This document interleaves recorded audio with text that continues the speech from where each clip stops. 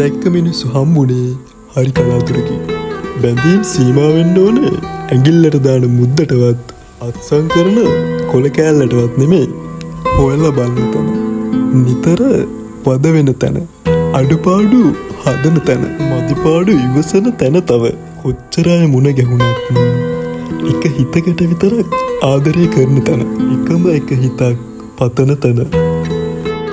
සමහර සතුටින් ඉන්න එකම හේතුව එකම එක ආදරණීය මිනිසෙක් වෙන්න පුළුවන්.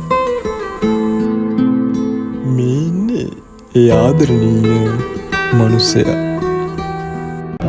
මීට කලින් වෙඩින් එකක කිසිම විදිහකට නොකරපු දෙයක් කරලා මනමාලිට පෙන්නුවාම මනමාලිගේ මූණ